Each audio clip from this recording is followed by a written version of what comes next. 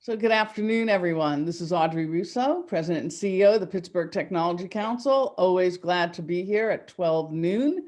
And today's business as usual. I'm joined by co-host Jonathan Kirsting. He's Vice President of Marketing and All Things Media at the Tech Council. And you might know him through Tech 5 Radio, as well as at the helm of our magazine called TEQ, and then a new one called On Ramp. So we're busy here at the Tech Council. We launched this series right at the beginning of the pandemic, and we wanted to make sure that the community was tied together. And we wanted to showcase some of the world-changing work that's actually going on here in the region, as well as being connected to all of our elected officials and all across the community in terms of what's happening. So we're still at it, and we really have lots of great people that are coming up as well. And today is no exception. A couple of things just about today is that we've muted your microphones, and we've done that on purpose, obviously, so that we can listen to our guests. But we've also have a chat session that Jonathan will keep his eyes on so that we can have some exchange with Bob. And it's not meant for you to share your, sell your wares. It's not meant for any kind of political kind of commentary at all. It's really meant to ask questions of Bob and ways to get involved in terms of the work that he's doing in terms of supplier diversity. So I'm going to jump in and I'm going to welcome Robert James. We're going to call him Bob James, right? And he is head of supplier diversity at Highmark. And there's a lot that we really want to, peel back and dive into today. But first, I want everyone to know Bob the man. Meaning, who is he? Where has he been? What's his journey? So let's bring Bob on, and I want to thank you for taking the time with us today and welcome you. I think you have an interesting story, just like so many people do. And I think it's really important for people to have the context of who you are, what your professional journey has been, and how you've landed into this role that you're in right now.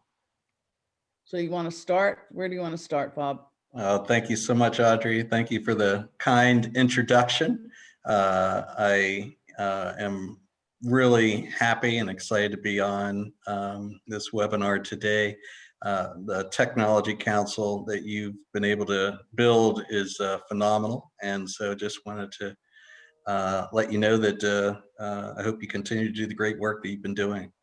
But I am Bob James. I'm Supplier Diversity Program Director for Highmark Health.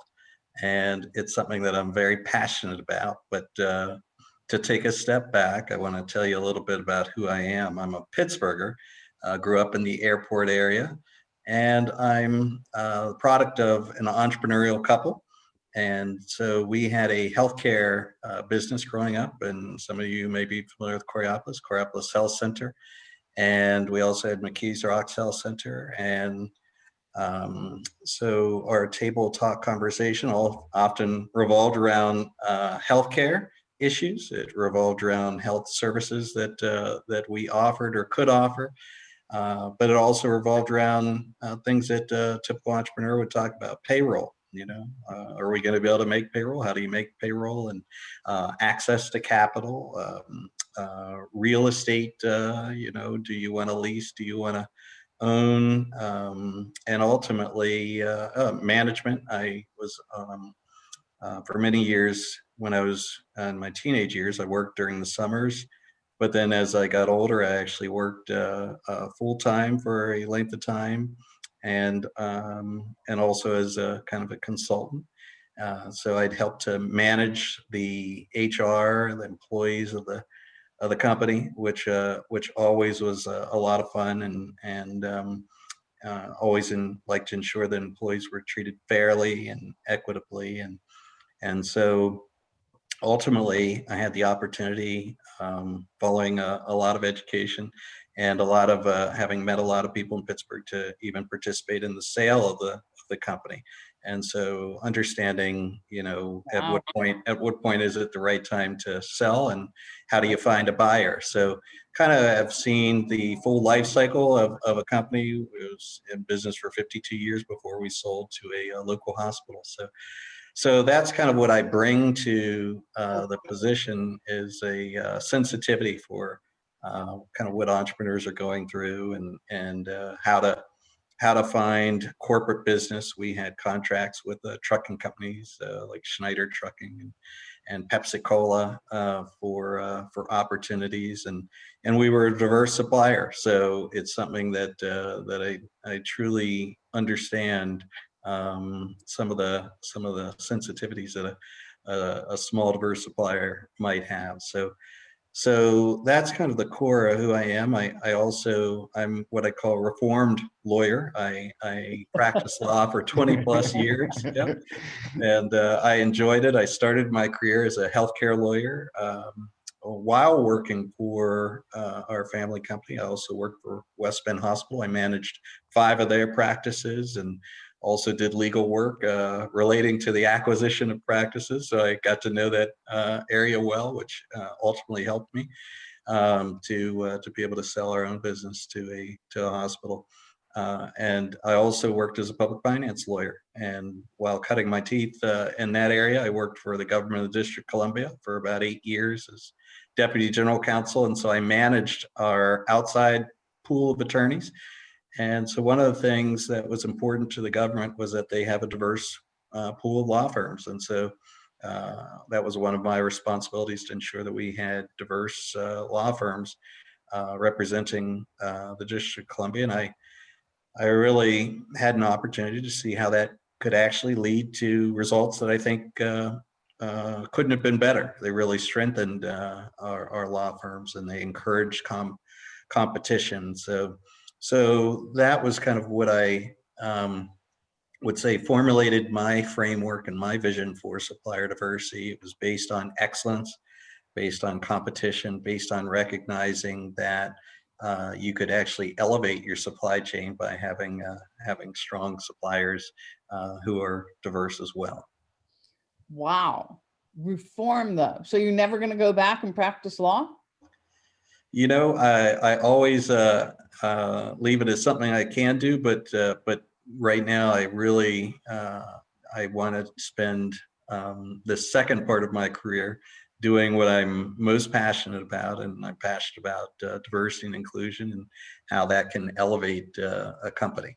Good for you. Good. They're really lucky to have you. What a broad background, and so cool that you came back to Pittsburgh too after spending time in DC. So you've got to be bullish on what's happening here in Pittsburgh. I am bullish. You know, I left when I went to college and came back to clerk for Judge Ziegler, federal district court here in Pittsburgh. But then upon marrying my wife, she was in a more global area, wanted to work for the World Bank. And so we chartered our course down to Washington for about 17 years, but returned 5 years ago. And it's nice to be able to compare other places to Pittsburgh. Pittsburgh has a lot to offer, and it's something that I'm easily able to market to people, having seen other places. We're a small, big city. We have global aspects to our city. Our people are very friendly here, and we have world-class companies trying to do world-class things. So it is a welcome opportunity to be back. As you know, many people who come back, I live in the same residence that I grew up in, and that's common, I know, among many Pittsburghers. Yep. Oh, wow. That's And cool. so yeah, it really, yeah, it's really wonderful. It's wonderful to return, and I don't anticipate leaving. Wow. So Jonathan, we've got to tap into him as we go out Absolutely. and sell Pittsburgh. So this is a guy whose story we need to include. We have our new pitch man right here. Right. But Jonathan, as you tell stories, this guy would be great. So thank you so much, Bob. So let's talk about the job that you're in now and the role that you have now. Tell us what you do, what your priorities Sure. are. So Highmark Health has a small a supplier diversity program that focuses on small diverse businesses. And so one of the things that I was tasked to do was to help to build that program and to ensure that we are incorporating a pool of suppliers that are representative of our membership, which is truly diverse in the areas that we serve, you know, the patients and the members that we serve. So I'm tasked with ensuring that we are utilizing the best practices of supplier diversity, but then also innovating the best practices in the area of supplier diversity so that we can truly be excellent and be building up a supply chain that enables us to ensure that our mission is as strong as it can be. So, one of our goals is to create a remarkable health experience for our members and for our patients. So, anytime I'm looking at a supplier, I demand excellence to ensure that we are able to fulfill that mission. We take that mission very seriously. And so I'm assuming that you have metrics, right? That you want to achieve. We that Highmark absolutely has. do. What gets measured gets counted. It's very important to have metrics in supplier diversity so that we have a sense for, so that number one, we can set goals and we can have a sense for whether or not we are truly achieving what we set out to achieve. So we do have metrics. We report out our metrics to our senior executives. We report them out to our board of directors. We have a group of senior executives, which is called our Executive Steering Committee. It's enterprise-wide. It includes Allegheny Health Network representative, Gateway Health representatives, and so we report those metrics as well as our activities out at those meetings. So it is something that we take very seriously. We set goals every year, and we commit to achieving those goals through our activities. So here we are, we want to know more about this, right? We want to understand what are the opportunities? How do we find out? What should we be looking for? How can you start the conversation so that we can understand what people can do to be a part of Highmark in terms of selling their goods, and whether it's at early stages or at late stages?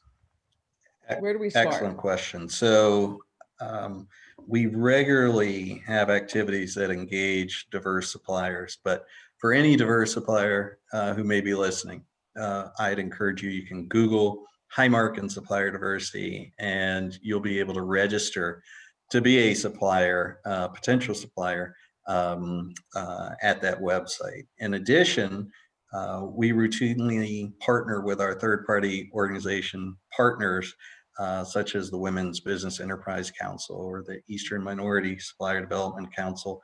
And we have these third parties for all the different classifications that we count.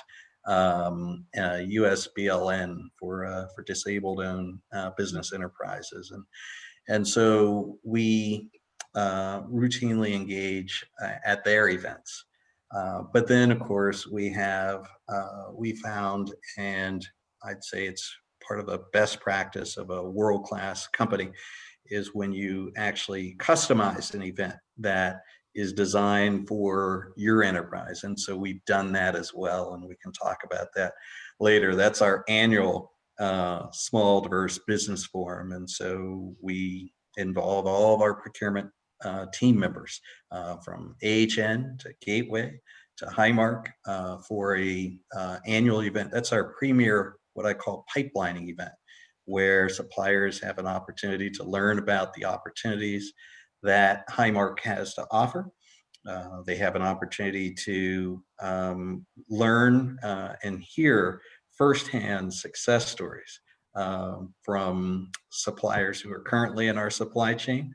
And I think that often can be insightful for suppliers to actually see and hear what challenges they face. So sometimes they may hear a story, for instance, that we didn't get an opportunity for the first 5 years, but we were able to stick with it, and we did this differently.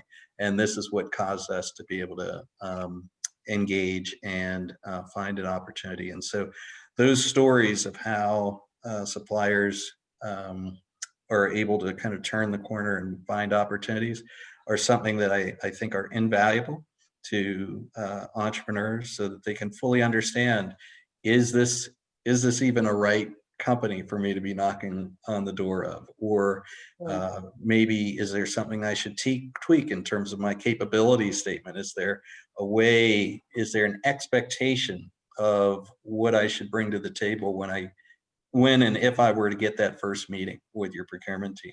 And so that's one of the roles that I am able to serve. I'm kind of that liaison. I represent that small diverse supplier who may be knocking on the door, and I try to ensure that they are that they have an understanding of our needs and expectations. And so that's one of the great things that I think about having people like me at companies in Pittsburgh. Well, so make sure everyone understands, what's the definition of a diverse supplier? So that's great. So every company is going to be different, but at Highmark, when we look at a diverse supplier, they're based on specific classifications. So we have a classification for women business owner, and that women business owner, their company has to be certified by a third-party business organization. We call them our partner, Women's Business Enterprise Council, and they have to be more than 50% owned by women, and they have to have certain other requirements, and they're strict requirements to ensure that they're meeting certain guidelines that are consistent with our expectations. So women's business, women's owned companies, minority owned companies, LGBT owned companies, veteran owned companies, service disabled owned companies, disabled owned companies. And then we also even look at hub zone suppliers and to some extent small business suppliers. We track spend with small businesses as well. So so those are the classifications, but what we do is we ensure that a company is as they have indicated in terms of their certification. And we have lots of kind of checks and double checks. We also, some of our customers, our government customers, care about this, and we want to make sure that that when we report out our results, that they are accurate. And so we have certain checks and double checks twice a year to ensure companies haven't changed in terms of their diversity status. So those are the principal types of businesses. So if you have opportunities, so let's say right now, and then I'm going to ask Jonathan to just grab whatever's on the chat. If you have opportunities that are right now, do they run in cycles, or is there information on the site that has about opportunities? How does that work? Well, I'm glad you asked about right now. So generally, the best way of finding opportunities at Highmark Health is through our premier matchmaking event, which is actually this month. It's November 12th, Thursday. And so at that event, any supplier can register and they can put in the type of company that they are. And then our procurement team members will look at their capabilities and determine based on their needs whether or not they have a need for that particular service or good that that company has to offer. And so that is our primary pipelining event. And I encourage anyone to join and to register, because it really, people do find opportunities during this event. And so what we'll actually do is we will feature 3 success stories at that event. I think all of them found their opportunity through previous small diverse business forums. So it's a formula that works in terms of understanding our process and meeting our procurement team members and who identify whether or not they would be suitable for doing business with us. Okay. Jonathan, you want to grab some of these? I think they're Definitely. Yeah. First off, we got a nice note from Tracina Cash, who's a regular on our show. And she says Highmark Health is one of the best supplier diversity programs in the region. So we appreciate the positive vibes there, Tracina. So Courtney Williamson wants to know, how do you engage with diverse providers? For example, DME suppliers. Oh, wonderful question. One of my favorites. So we are one of the first in the country to be able to actually have a supplier diversity initiative that we call provider diversity for our providers. Well, who are providers? A lot of people don't know what that term means. So that includes are physicians who have independently owned practices. It could be chiropractors, could be physical therapists, could be independently owned pharmacy companies, could be independently owned home healthcare companies, medical equipment companies. So essentially, if you had Highmark Insurance and you went to a provider and you, let's say, ultimately get back that kind of the statement for the services that you received, anything that's on that statement where that provider is independently owned, we actually track that spend, and we do outreach to those businesses to let them know about our supplier diversity program. And so, for instance, all the diverse providers received an invitation for our upcoming forum so that they can learn about these different opportunities that are available, how to engage with our suppliers. And one of the individuals that will feature on what we call our leadership panel for procurement is somebody who is in leadership when it comes to providers. And so the provider contracting process is actually different than the typical procurement process, but they're similar. And so anybody who fits into that category of provider who might be listening can actually engage at our Small Diverse Business Forum with a team member who can help them determine whether or not they'd be suitable to do business with Highmark. Right. Great Okay. stuff. We got another question here. If we can slide this one in from Tammy Williams, wants to know, so basically, do you accept like lists or so forth, or for proposals for solutions if there's something that's not being listed? Yes. So if somebody had, and I've seen actually this occur, where somebody may have a new product that maybe it's just being certified by the FDA, or that they feel is something that should be reimbursable by our, let's say, by our health plan.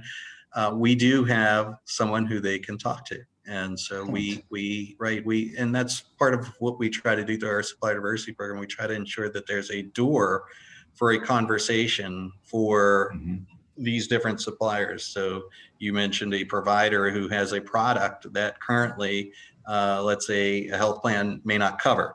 So yeah, we have a door for a conversation in that regard. And I know I've taken many people through that door. Or if you're a provider and you feel that there's more business. For instance, our family-owned business owned a physical therapy practice. And so let's say we might want to be one of the physical therapy practices that can do more business with Highmark, one of the practices of choice for the health plan, based on the services that we provide and the network that we can provide. And so being able to knock on the door and know where to go to contract with, in that case, our health plan is everything. Otherwise, you have no opportunity, and you may have great things to provide to our company.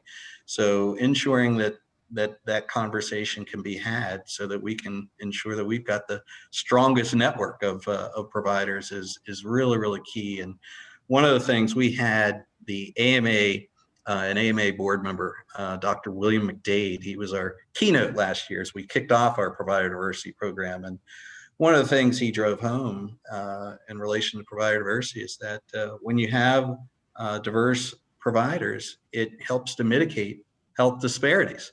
And so obviously, as a health plan, we certainly want to mitigate health disparities. And so it was exciting to hear what he presented and to see the alignment of some of the things that we're working on at Highmark Health in terms of trying to mitigate health disparities. So that's what I mean by making our supplier diversity program relevant. It's not just a program just to exist, but rather it's a program to ensure excellence, and it aligns with our mission. That's great.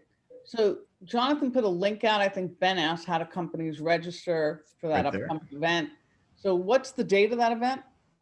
The date is Thursday, November 12th, and it goes from 10 o'clock until 5 o'clock p.m. From 10 to 1, we'll feature presentations. We'll feature Embutech CEO, Richard Taylor, who you may be familiar Yeah, with. absolutely. Who has really been able to develop some phenomenal opportunities with Allegheny Health Network, multi-million-dollar contracts. So we'll feature Richard and his joint venture partner as well. And then we will have, as our second success story, you may be aware that we have put into the community over 1 million masks, and we're going to talk about how we utilize small, diverse suppliers to help save lives in the regions that we serve. And so that's a very exciting initiative that once again went to our mission. We're a health plan. We want people to be in great health. And so then our third success story is Ariel Investments CEO, John Rogers, is one of our new suppliers. So John, who you may be familiar with, he's a nationally recognized entrepreneur and D&I thought leader, but he is the owner of the nation's largest African-American mutual fund. And so Highmark has invested monies in his company and his mutual fund. And so he is a supplier. One of the things I think that's unique about our event is that every speaker, other than the Highmark employees who present from time to time, are actual Highmark suppliers. So everyone from our mistress of ceremonies, Daria Chisholm, she's a supplier. Nice. Very cool. Richard Taylor is a supplier. John Rogers is a supplier. Kia Tomlin, who helped out with the masks, is a supplier. So every speaker, our event planner, Fantasy Zellers, is a supplier. So that's one of the things that we want to show, that we actually walk the walk and talk the talk in terms of our supplier diversity program. That's really exciting. So that's coming up on November 12th, and it's not too late to register, right? It's not too late to register. Yep. And I don't know if you follow Highmark Health on LinkedIn, you can find information. I know that they have been putting out, and you can also join me on LinkedIn. Robert James, Highmark Health, and you'll also see it on my LinkedIn page. And we can certainly ensure that you have the information to distribute to your members. So we would love to have ask you, that's really great. I can't thank you enough. We can't thank you enough for all that information, and it's so timely. Is there anything that, and I'm just going to sort of call you on this, and you can tell me no, but is there anything that you wish was out there, that you just sort of wish for in terms of suppliers or providers, that is a solution or is a solution, just in terms of your world? You've got to see so many things. So, and obviously we when you think of Highmark Health, we have lots of affiliates. We have Highmark, the health insurance company. We have Gateway. We have Allegheny Health Network, and so we have United Concordia Dental. We have HM Health Solutions. So we have a lot of companies that all bring different requirements to the table. And so that, of course, is our primary reason for having that customized event, where we really want to hear from different suppliers, many of whom sometimes bring something different to the table. And I always say, when you present yourself, let us know what distinguishes you from everyone else in your industry who is pitching to us. And for those who are able to do that, that's usually what enables them to get to that next step. So, when I look at things that I'm very serious about finding that are hard to find, some of those suppliers would include, they might be health plan suppliers, like third-party administrators. In healthcare, we have certain requirements to ensure that information remains private and confidential. We call it high trust certification. So it's a very high threshold for small, diverse businesses to meet, but we have small, diverse businesses that are out there that can meet it, or are willing to be on the path to meet it. So for instance, for call center, that's a requirement that we have. And so that's why through the forum, we let people know what are the requirements, whether it be for construction on our buildings or whether it be for health plan opportunities where there's privacy involved, and we give them the requirements. And we also have people who can help walk them through. If they're committed to wanting to do business with us, they help walk them through the process of getting certified. So we try to provide, I'll call it that full service, information so that people really can engage with us. And to the extent that they are serious about doing business with us, they have a process. And I should add, here's something that I think is truly unique throughout the country in terms of what we do and shows our commitment. We keep a company on retainer that helps a small business that thinks that they qualify for being a diverse business. We help walk them through the process of certification. Oh, nice. So they aren't out there on their own. If they're a provider not really accustomed to the different terminology or Right. how to certify, we have a company on a woman-owned business, disabled-owned business that's absolutely phenomenal what they do. They're expert, and they help walk through that process. And they can work with our third-party business advocacy partners, people, let's say, like who Trisina Cash worked with, Eastern Minority Supplier Development Council. They will also work with them to get that certification for MBE or the Women's Business Enterprise Council for WB certification, on down the list. So we really try to offer that full service of, start to finish, so that no one has to wonder, well, how do I do this? No, we provide that information. We provide a team to help get you through the process if that is something that you want to do. Well, listen, Bob, this has been fabulous. November 12th is coming upon us. So anyone who's interested, it would definitely be worth your while. We put the website out there. Bob, you're no longer a stranger to us, so we're going to pull on you and make sure that we're helping you achieve your goals. There's an incredible amount of opportunities right at the footsteps of Highmark and all their subsidiaries as well. They have been very good citizens. So thank you for your leadership. Thanks for taking the time with us today, just to get people apprised about what's happening, because it matters. It matters for innovators. It matters for people who are existing service providers as well. And we appreciate your leadership, and we appreciate your candidness right at the onset, telling us that you are a reformed attorney, which is sort of funny. We can help you. I think there's a 12-step program for that. And I want to thank everyone for joining us today. Really appreciate this. Such valuable information.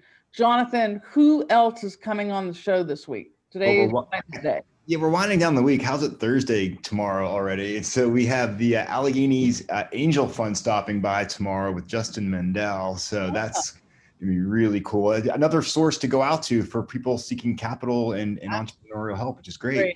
And like I said, we are ending the week in total style by having Rich Fitzgerald, County Executive, stop by for, I believe, it is his fourth appearance on Business as Usual. So looking forward to it, Audrey. Thank you, everyone. Thanks again.